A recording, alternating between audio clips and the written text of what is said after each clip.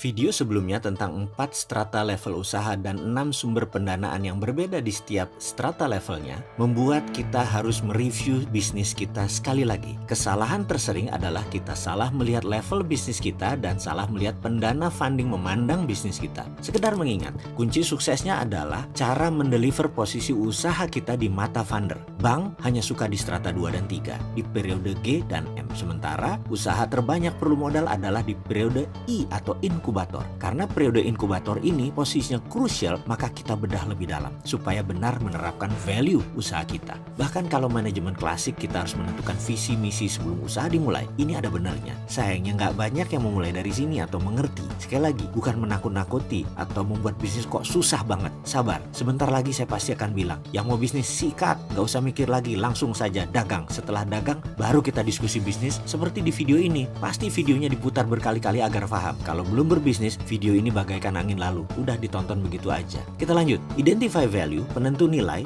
Value inilah yang membuat Wright Brother membuat pesawat terbang. Value lah yang membuat Steve Jobs dan Wozniak membangun Apple. Value lah yang membuat Zuckerberg membangun Facebook. Jadi kunci utama sebelum ke inkubator adalah identify value, menentukan nilai. Nilai bisnis, nilai Anda, nilai pasar, nilai perusahaan. Bisakah sahabat menentukan nilai tadi? Gampang kan? Kita lanjut. Setelah identify nilai dilakukan, baru 3 hal yang dikenal dalam dunia manajemen dinamakan 3S, strategic, structure, system dilakukan. Ini saya berusaha menjelaskan secara sederhana satu persatu. Saya tahu jadi pengusaha itu sulit, matrik berpikirnya banyak, multitasking job. Jadi memang harus selalu bersemangat. Pengusaha itu bukan pedagang, bukan penjual. Jualan itu merupakan salah satu dari puluhan hal yang dikerjakan oleh pengusaha. Semua pengusaha itu bisa jualan, tapi tidak semua penjual bisa jadi pengusaha. Trading atau jualan adalah barang orang lain yang Anda jual, seperti toko kelontong, warung rokok, penjual asuransi, sales property, MLM,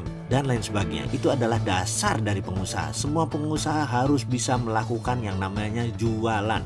Menjadi pengusaha adalah lompatan spiritual. Bisa 5-6 kali lebih rumit dari berdagang. Besarnya sebuah bangsa adalah sektor pengusaha swastanya yang menentukan, yang mampu menghidupkan para sales, yang mampu membayar gaji para akuntan, legal, pajak, memutar ekonomi dengan chain of production. Semakin panjang chain of production, semakin besar revenue sales perusahaan dan semakin rumit organisasi bisnisnya. Kita belum masuk diskusi chain of production, belum masuk global chain dunia. Rantai produksi biasanya awalan starter inkubator. Biasanya rantai produksinya pendek, hanya 3-5 step sudah langsung dagang. Contoh, Anda seorang trainer, mata rantai produksi hanya Anda jualan proposal ke perusahaan, modal bawa diri, presentasi masa lalu, dan proposal latihan yang dibutuhkan oleh perusahaan tersebut. Ketika purchase order keluar, Anda menyiapkan materi, makalah, lalu mengajar dan menagih. Semakin tinggi harga perusahaan, semakin menuntut jasa Anda lebih banyak. Di awalnya misalnya ada pre-test, di akhirnya ada post-test, ada laporan setiap sesinya dengan cuplikan video pelatihan, dan ada laporan dari Anda ditambah coaching setelah training dalam 3 bulan, kemudian ada review, dan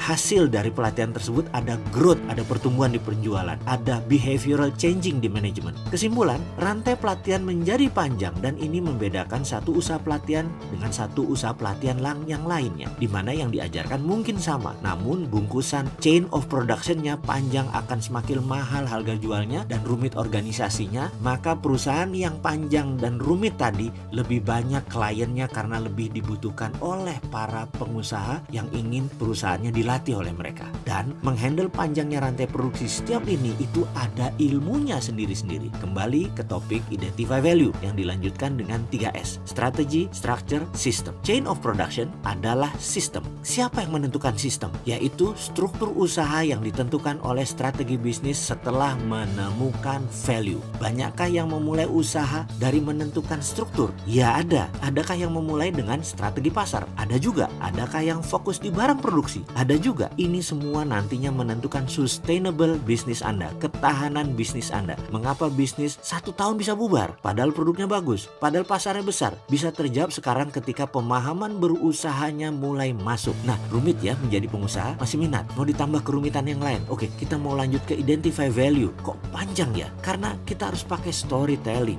karena materinya lumayan berat. Bagaimana kalau kita lanjutkan dengan pelajaran berikutnya, yaitu tentang M dan tentang P. Yang penting saat ini kita sudah mulai sedikit memasuki memasuki pemahaman salah satu sistem yang namanya chain of production, rantai produksi. Juga diskusi tentang beberapa topik serial di video tentang penentuan value. Masih panjang untuk sukses itu. Sabar ya.